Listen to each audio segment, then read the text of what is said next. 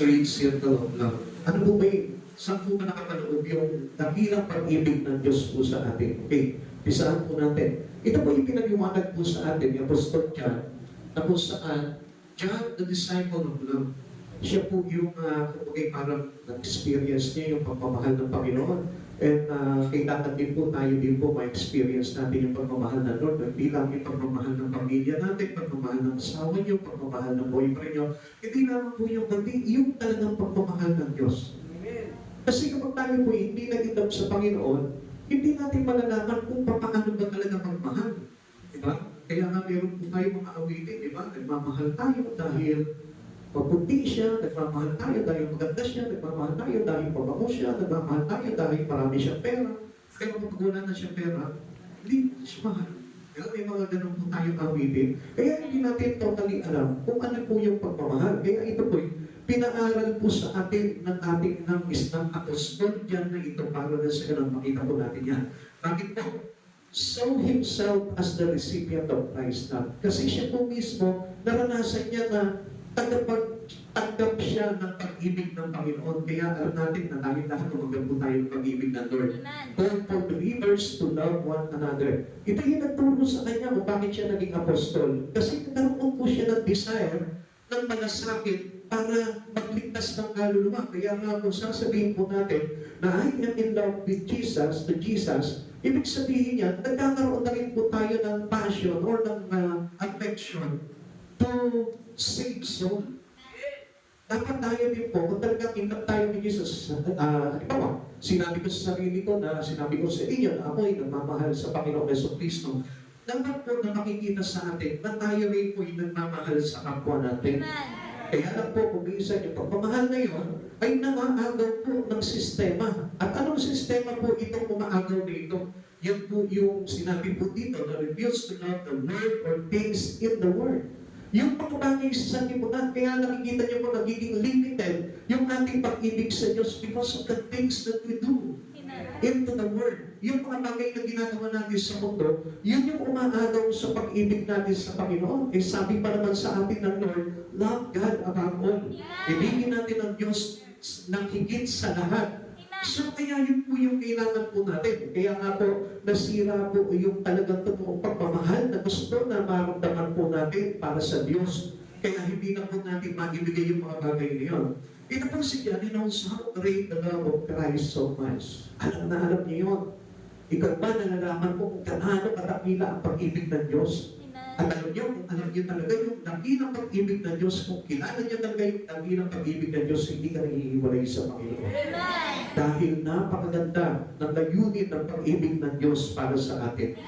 John reveals the rich and rational for love in the Christian's life. Ito yung pinapakita niya kung paano natin makakaptan o paano natin nakamit yung pag-ibig ng Diyos at kung paano po natin bibigyan ng katwiran itong pag-ibig na ito. Kaya mapapansin po natin, simple, ganito lang pa po ma-inlove, ganito lang po ba tayo ma-inlove, na basta mahal kita.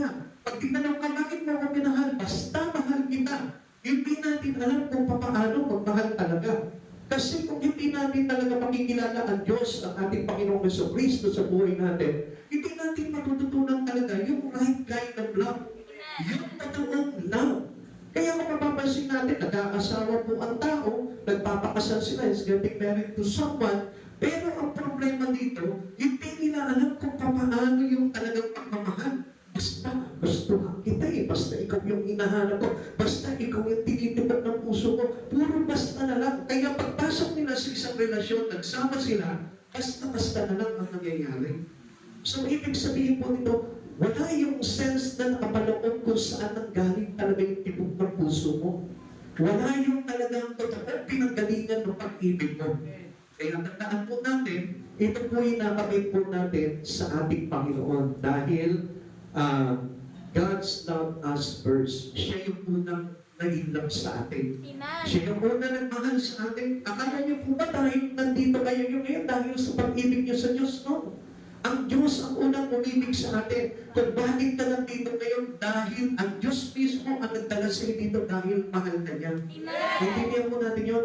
Hindi tayo yung unang nagmahal sa Lord. Ang Diyos ang unang nagmahal sa atin. Si Yesu Cristo ang unang nagmahal sa atin. Kung bakit nandito ka, na kung titignan natin, ang dami kong nagawang pagkakamali, dami kong kasalanan, pero nandito ka, dinala ka sa tahanan niya, dinala ka niya sa harapan niya. Bakit?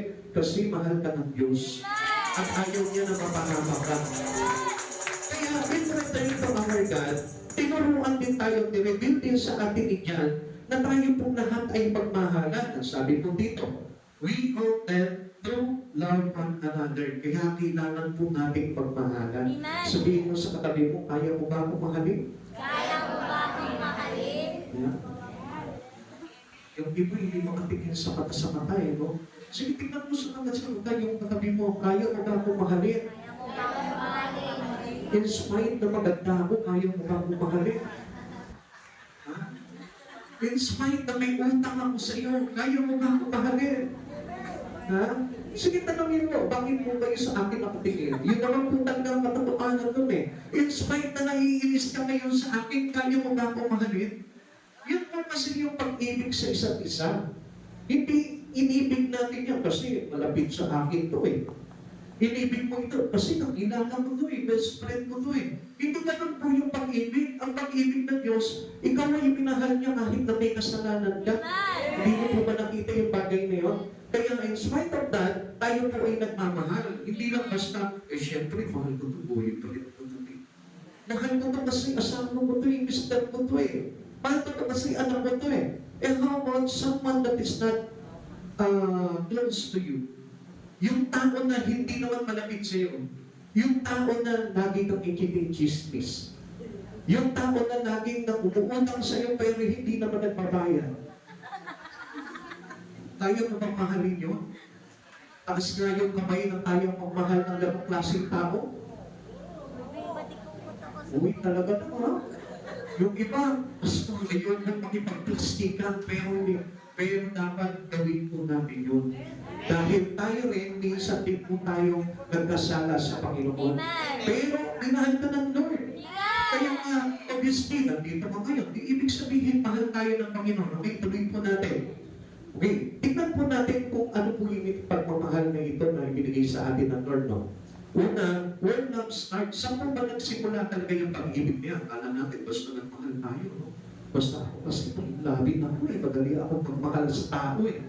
Hindi po yun. Dahil lang sa meron dapat tayong Panginoon. Okay, where love starts? Saan po ba nanggaling yan? Sabi po ng 1 John chapter 4 verse 10. Ito ang pag-ibig, hindi sa inibig natin ng Diyos, kundi tayo ang inibig niya at isinugo niya ang kanyang anak upang maging handog para sa mapatawad ang ating mga kasalanan. Ang Diyos ang unang umibig sa atin. Actually, alam mo, wala ka naman talaga dito kung hindi dahil sa Panginoon. Ang alam niyo po ba na sa dami ng kasalanan na ginawa natin since birth, nung simula pa lang na pinanganak tayo, kung tutusin, hindi tayo kaibig-ibig sa Panginoon. Pero, inibig tayo ng Panginoon in spite of many sins that we do. Amen. Sa kabila po, na dami ng kasalanan niyo, pero nakita mo, nandiyan ka. Gusto ng Lord na masave ka. Gusto ng Diyos na maligtas po tayo. Amen. Bakit kaya? Love start with God.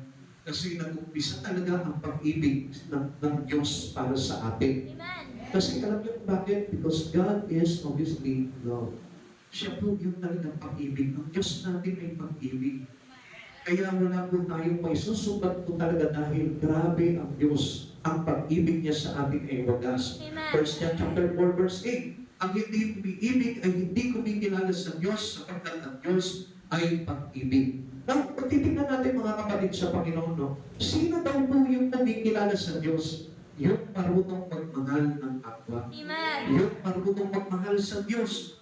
Sapagkat ang Diyos ang pag-ibig, kaya kailangan tayo din po mismo. Yung paggalit na galit ka na, pero ang kahuli-hulihan po dito, love mo pa rin yun.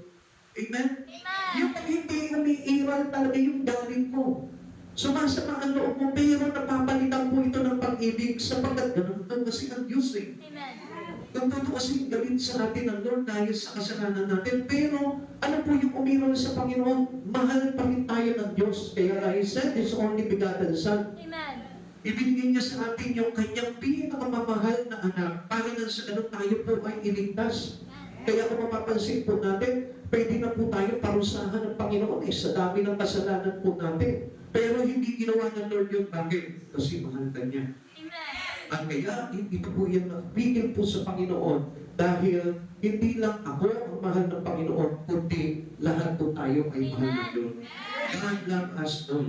Kahit na parang naniwala sa iyo ang Panginoon, na kahit na parang hindi mo pinapansin ng Panginoon, mahal ka pa rin ng Panginoon. Bakit? Kasi ito nga po yung ginawa ng Panginoon eh. John chapter 3 verse 16, sapagkat ngayon na lamang ang pag-ibig ng Diyos sa katauhan, kaya ibinigay niya ang kanyang kaisa-isang anak upang ang sino man sumampalataya sa kanya ay hindi mapahamak kundi magkaroon ng buhay na walang hanggan. Yung pag-ibig po, yung pagmamahal ay galing sa Lord. Tayo po ay hindi po tayo nagmahal talaga sa Lord. Bakit? Kasi we disobey God. From the beginning, nung mag-start pa lang, likhain ng tao, nagkasala ang tao sa Panginoon. At alam niyo po ba kung ano yung kasalanan na yun? Disobedient to God. Sinuway ni Eva at saka ni Adan, yung pinag-uutos ni Yahweh. Kaya ang nangyari po dito, ibig ang disobedient to God, nagkasala sila sa Panginoon. Eh, ang bilin pa lang sa atin ng Panginoon, If you love me, you must keep my commandment. Kung ako'y inyong iniibig, susundin ninyo ang pinag-uutos ko. So, ibig sabihin po nito, disobedient to God means you are not in love with God. Hindi tayo nagmamahal sa Panginoon. Kaya nga, tayo sumusunod sa Panginoon, sa kalooban ng Diyos, dahil nagmamahal tayo. Kung bakit ka nagsisimba ngayon? Kasi sinusunod mo yung ipinag-uutos sa iyo ng Lord eh. Dahil yun ang pagpapakita ng pagmamahal. Kaya nga, alam nyo, ang mga nagmamahal sa Panginoon, hindi na po uma-absent yan sa pag-church. Dahil bilin po ng Panginoon yan, utos ng Lord yan. Na huwag po natin kakaligtaan ng pagtitipon. Ipangilin natin ang araw ng pamamahinga. Ibinilin po sa atin yan, ipinag-utos sa atin ng Lord yan, na kaya dapat nating sundin. Kung tayo po'y nagmamahal sa Panginoon, katulad ng ginagawa ng inan, tayo'y nagpapalakasan, tayo po ay nagsisimba, tayo nag-aaral ng salita ng Diyos dahil sa pag-ibig natin sa ating Panginoon. Kaya kung mapapansin nyo, meron tayo dito na regular talaga, umahatid siya ng gawain. Yan yung mga taong in love sa Panginoon. Kaya sorry po sa mga tao na lagi po silang uma-absent pagdating sa Panginoon. Hindi mo makikita ng Lord yung inyong pag-ibig sa puso dahil hindi tayo sumusunod. Kaya yung pagsunod natin, ulitin po sa inyo, kung ako'y iniibig ninyo, susundin ninyo ang aking ipinag-uutos. Yun daw po, yung proof na tayo yung in love sa Panginoon. Kaya nga ang Lord, tingnan po si Jesus. Si Jesus, sinunod niya yung kalooban ng Ama. Kaya hanggang kamatayan sa krus, sinunod niya po ito. Kahit na sabihin mong Diyos siya, hindi niya pinagkait yung kanyang sarili na ihandog sa atin para tayo'y maligtas sa kasalanan natin. Samantalang tayo, kumisan, di ba? Parang tinatamad na tayo mag-church. Ayaw mo mag-church, wala akong gana ngayon. So, ibig sabihin, hindi tayo na-inlove. Pansinin niyo, lahat po tayo na-inlove na. Amen po? Ngayon po ba dito hindi pa na-inlove? Siguro yung mga bata, hindi pa nila, pero sa mga nanay nila, nag-inlove na yan. Maliit pa lang yan, hinahanap na palagi nila si nanay, nanay, mama, anak ka. Pero naiiyak na agad sila, umiiyak na sila pag hindi nila nakikita yung nanay nila because she loves or love nila yung kanilang mga magulang. Diba, ano po ba, paano natin mapapansin kung tayo po ay in love? Ha? Paano mo mapapansin ang isang tao kapag in love? Kung kunyari, makawalang mo ang kayo sa pag-ibig, pero huwag ka. Tibok ng tibok yung puso mo na yan. Paano mo masasabi na ang isang tao ay in love? Ano mapapansin mo sa kanya? Pakilakas mo. Ha? Masigla? Masaya? Parang ba na pag may pera ang tao, no? Parang ganun din, Pag maraming pera ang tao, masigla. Masaya. Pag walang pera, malungkot. Ibig sabihin, in love sa pera yun. Pero kapag in love sa Diyos talaga, paano mo malalaman ng isang tao pag in love?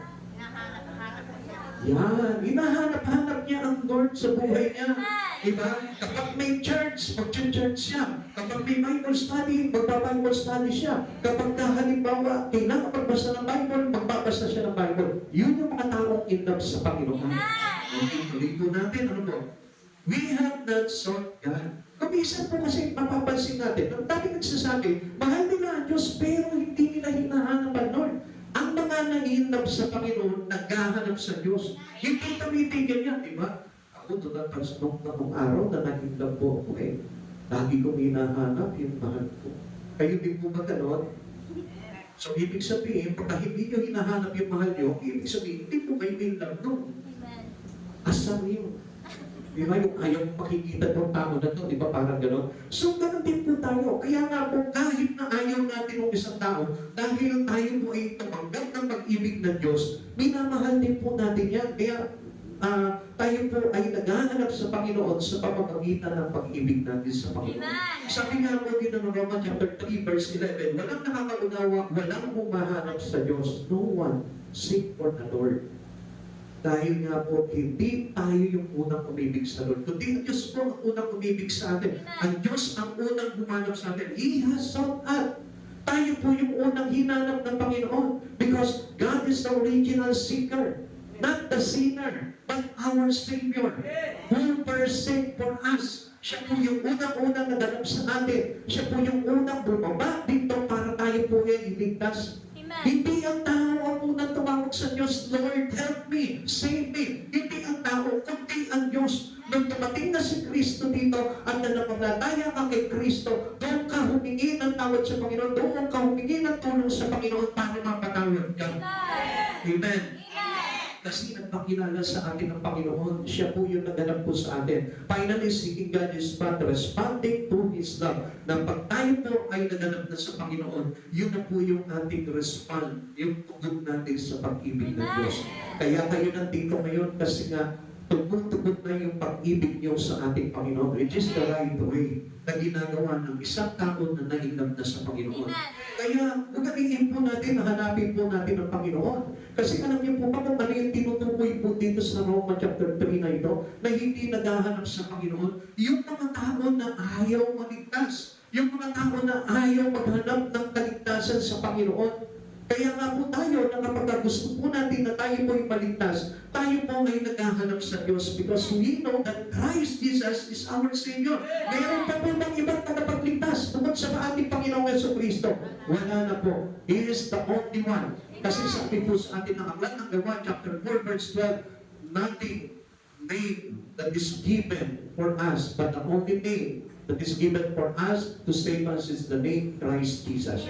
Yung pangalan lamang ng Panginoong Jesucristo ang ipinagkaloob sa atin ng Ama under the roof of heaven para tayo po ay maligtas. Kaya siya lamang po yung dapat nahanapin po natin. Meron pa ba kayong hinahanap bukod sa ating Panginoong Jesucristo para maligtas?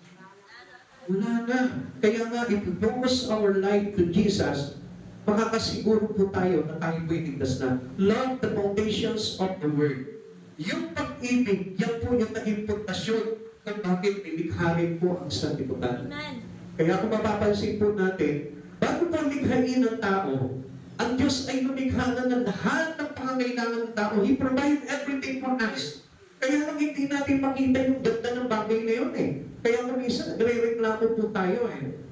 Pero ang hindi natin alam, God will provide everything on us. Kaya ka nilikha ng Diyos, kaya ka nandito ngayon. Kasi ang Diyos ang tutulong sa iyo. Ang Diyos ang magbibigay ng lahat sa iyo. Kaya napakahalaga ng pag-ibig ng Diyos sa atin. Na kung iibigin mo ang Panginoon, and if you respond to the love of God in you, hindi ka magkukulang sa buhay mo. Bakit? Kasi siya rin po yung tinatawag na redemption plan by God is by His love. Dahil sa pag-ibig ng Diyos sa atin, siya rin po yung tumubos sa atin. Imagine, ganito po ang nangyari po niya, ano po? At the beginning, ang tao ay nagkasala sa Panginoon. Winasak siya ng Diablo. Winasak siya ng kaaway. So, pagkatapos tayong wasakin ng kaaway, anong ginawa ng Lord? Since siya yung lumikha sa atin, siya rin yung nag-restore sa atin. Kaya kahit na paulit-ulit ka dayain ng kaaway, ang Diyos naman, makikita mo mananatili po yan, paulit-ulit ka nire-restore, patulit-ulit tayong iniligtas ng Panginoon. Kaya ang Diyos po talaga ay grabe yung pag-ibig ng Diyos, dakila ang pag-ibig ng Diyos na hindi umiiwan sa atin. Hanggang hindi tayo naniligtas ng Panginoon, hindi siya titigil. Kaya kung mapapansin po natin, ang Diyos lagi po tayo pinabalik-balikan ng Panginoon. Kaya lang tayo, kailangan nagkaroon tayo ng pag pag-ibig sa Diyos para balik-balikan din natin ang Diyos sa buhay po natin. Kaya nagsasawa po ang tao sa Diyos. Kasi alam niyo kung bakit? Kasi hindi po sila talagang na-inlove sa Panginoon. Pero kung ang lahat ng tao ay ma-inlove sa Panginoon, babalik-balikan nila at hahanap-hanapin po nila ang Panginoon sa buhay po nila. Sabi nga po dito, dahil tayo ay naligtas sa pamamagitan ng pag-ibig ng Diyos, ano ang dapat natin gawin? Sa kabilang banda, tayo na may magpasalamat sa Panginoon sa pamamagitan ng ating tapat na pag-ibig sa Diyos. Kailangan maging tapat tayo na umiibig din sa Panginoon. Hindi lamang pag-ibig na nanggagaling sa labi, kundi pag-ibig na nanggagaling sa puso. Love your God with all your heart. Love your God with all your soul. Love your God with all your mind. Gusto ng Diyos na doon manggaling yung pag-ibig mo, hindi sa labi lamang. Na sinasabi ng tao, mahal ko ang Diyos, pero hindi sila naghahanap sa Diyos. Mahal ko ang Diyos, pero hindi sila nakikinig ng salita ng Diyos. Ang totoong nagmamahal sa Diyos, inuuna niya ang Diyos sa buhay niya. Katulad ng pagmamahal niyo po sa pamilya po ninyo. Hindi po ba kayo yung nag-provide ng pangangailangan ng pamilya niyo? Kayo yung nag-aalaga sa mga anak niyo? Kayo yung nag-aahin sa kanila ng pagkain? Ganon din po dapat ang pag-ibig natin sa Lord. Ibig sabihin, dapat inuuna natin ang Panginoon, pinaglilingkuran natin ang Panginoon, at ipakikita natin sa Panginoon na labis tayong nagmamahal sa Diyos. Yun yung response po natin bilang pasasalamat natin dahil inibig tayo ng Diyos, ibigin mo rin ang Panginoon. Pakisabi mo doon sa katabi mo ngayon, ibigin mo ang iyong Diyos. Ibigin mo ang iyong Diyos. O bakit hindi po masabi ng iba? Hindi ka ba nahilap sa Panginoon?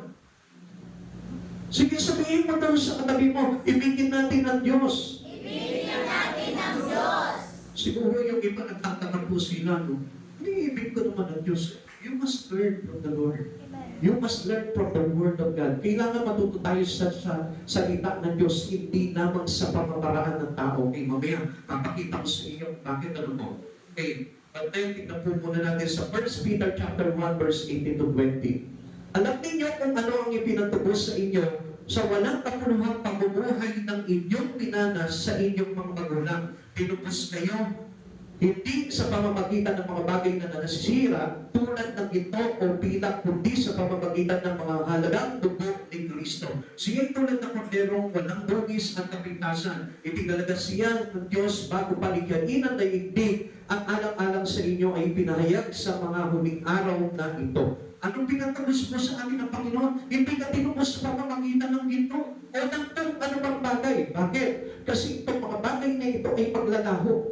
Kaya tayo, ang naging pundasyon po natin ay ang Panginoon, ang pag-ibig ng Diyos. Kaya tayo ay tinubos sa napakalaking halaga.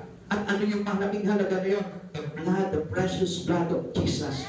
Kung tayo tinubos, kaya nga kung makapansin po natin, dapat ang ibigin natin tunay sa buhay po natin ang Diyos at hindi ang sanlibutan. Karaniwan po minsan pinagpapalit ng tao ang Diyos sa sanlibutan. Pinagpapalit nila sa pagyaman, pinagpapalit nila sa ari-arian, pinagpapalit nila sa kanilang kinikita. Gusto ko malaman mo, if you truly love God, kung talagang in love ka sa Panginoon, ang Diyos ang unang-unang mamahalin mo sa buhay mo, sapagkat ang Diyos ay hindi nagmaliw ang pag-ibig sa iyo, at hanggang sa kasalukuyan na ito, inibig ka ng Diyos at gusto ng Diyos na ito na makasama ka doon sa buhay na walang hanggan. Obviously, ganun kadakila ang pag-ibig ng Diyos. Minsan tayo, papansinin po natin, ang tao ganito, inibig nila ang Diyos, pero ayaw nilang idikit ang buhay nila sa Diyos. Ang Diyos, iba. Ang ating Panginoong Jesucristo, pinakita niya sa atin na sa kabila ng siya'y nandun sa langit, bumaba siya dito, isinugo niya yung kanyang buntok na anak na ating Panginoong Jesucristo para makasama ng tao dahil mahal tayo ng Diyos. Kaya hindi natin dapat iwasan o layuan ng Diyos sa buhay natin. Kaya kailangan na lagi po natin lapitan ng Diyos sa buhay po natin, ang ibigin po natin. Ikalawa, God loves spend. Ano po ba yung pinambayad po dito? Ano po ba yung pinatubos sa atin? Sa pamamagitan ng pag-ibig po natin. Verse 10, sabi po dito, at isinugo niya ang kanyang anak upang maging handog para mapatawad ang ating mga kasalanan. Sino yung isinugo sa atin? Yung kanyang buntong na anak, yung kanyang pinakamamahal na anak. Ibinigay niya sa atin, sent His only begotten Son. Ano po ibig sabihin nito? This is the propitiations of our sin. Pantubos, pambayan sa ating mga kasalanan. Tignan niyo mga kapatid sa Panginoon. Alam niyo, marami nga po, sabi nila, mahal nila ang Panginoon, pero nangihinayang sila sa pamasahe nila papunta sa church. Mahal nila ang Lord, pero they don't want to give to God. Natatakot po sila. At ayaw nila na magbigay sa Panginoon. Samantalang ang pag-ibig ng Diyos nagbibigay. Amen. At ang ibinigay sa atin ng Panginoon, yung napakahalagang bagay sa ating amang nasa langit, which is His begotten Son, His only begotten Son. Yung nag-iisang puntong niya na anak, na kung saan pinakamamahal niya, ibinigay niya sa atin ito para tayo tubusin. He paid the price for us. Siya yung nagbayad ng lahat ng pagkakasala natin. The Father God spent His only begotten Son for our salvation. At tingnan niyo po ito, paano natin matutupasan ito? Mahirap. Kaya, on a simple way, with our love that coming from our heart, doon lamang po natin maibabalik sa Panginoon yung pag-ibig. Amen. Pag sinabi mo propitiation, it is come from the word propitiatica. At ang ibig sabihin nito, refers to the death of Christ on the cross. Yung kanyang pagkamatay sa cross, yun yung pagpapakita ng kanyang pag-ibig sa atin. He spent His own life para maligtas po tayo. Amen. Ipinabayad niya yung sarili niya para maligtas tayo. Ngayon tayo kumisan, marami po sa atin na they don't want to sacrifice.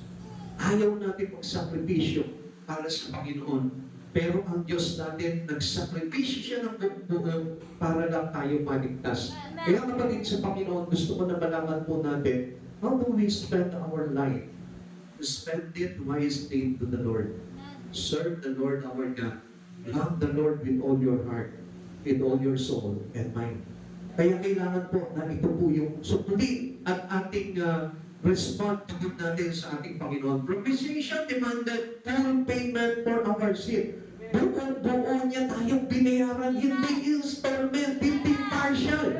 Hindi nagbigay muna ng down ang Panginoon o downan muna kita. And then later on, the next year, sige, babayaran ko na in full. Hindi ganun ang Lord, kundi tinubos tayo ng full payment. Amen.